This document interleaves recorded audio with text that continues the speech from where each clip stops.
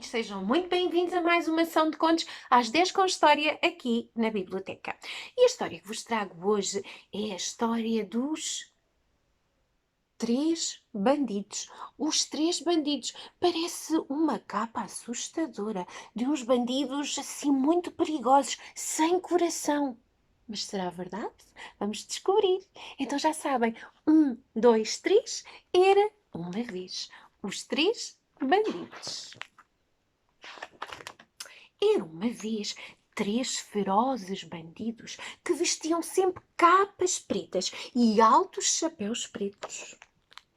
O primeiro tinha uma espingarda, o segundo tinha um fole cheio de pimenta e o terceiro um enorme machado vermelho.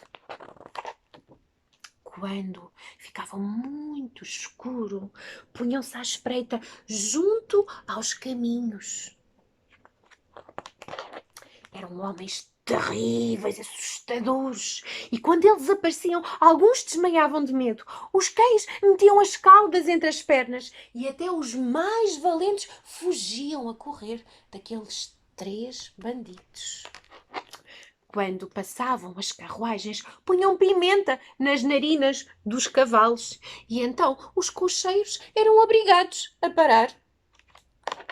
Depois destruíam as rodas das carruagens com aquele machado grande de cor vermelha. E com a espingarda ameaçavam os viajantes e depois então assaltavam-nos, roubando tudo o que podiam. Os bandidos tinham o seu esconderijo numa casa que ficava na parte mais alta de uma montanha e era para lá que transportavam os tesouros que conseguiam roubar aos viajantes. Tinham cofres, muitos cofres e arcas cheias de ouro, de pérolas, de anéis, relógios e pedras preciosas. Uma vez, numa noite muito escura, os três bandidos assaltaram uma carruagem onde só vinha um passageiro. Era uma menina órfã que se chamava Úrsula. Estava triste porque viajava para a casa de uma tia um bocadinho resmungona, para ficar a viver com ela, já que ela tinha ficado órfã. E órfã é quando as crianças ficam sem mãe e nem pai. E ela não gostava nada da ideia de ter que ir morar com aquela tia resmungona. E por isso, quando apareceram os três bandidos, ela ficou muito contente.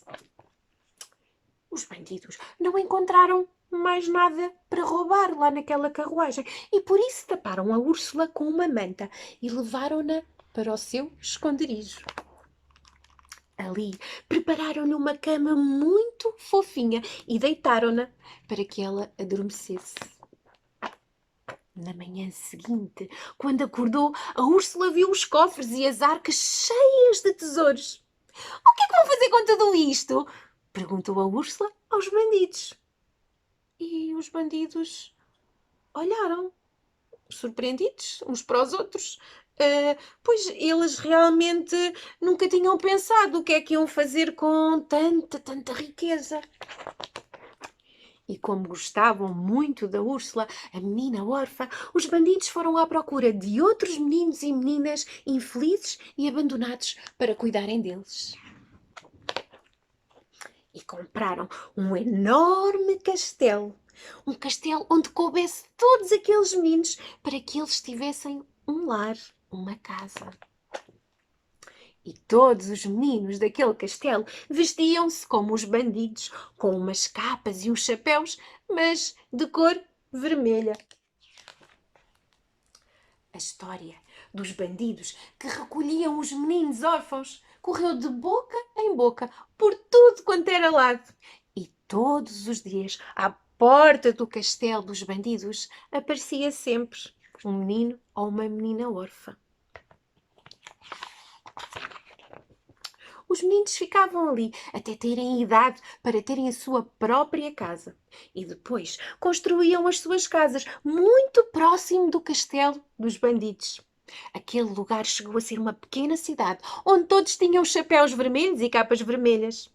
E como agradecimento, aqueles meninos e aquelas meninas que tinham crescido construíram 3 enormes torres. 3 torres impressionantes. Uma torre para cada bandido. E vitória, vitória. Acabou-se a nossa história. História contada, boca cheia de marmelada. Marmelada e pudim. A nossa história chegou ao fim. Mas eu ouvi dizer que há um menino em casa que se chama Rafael que inventou uma maneira diferente de contar a história. Vamos ver se eu me lembro. História contada. Não, não é assim. Como é que ele disse? Pudim e salada, que história bem contada. É assim, Rafael? É? Beijinhos. Amanhã há mais. Já sabem, logo à noite quem conta? As mães e os pais. Tchau, tchau.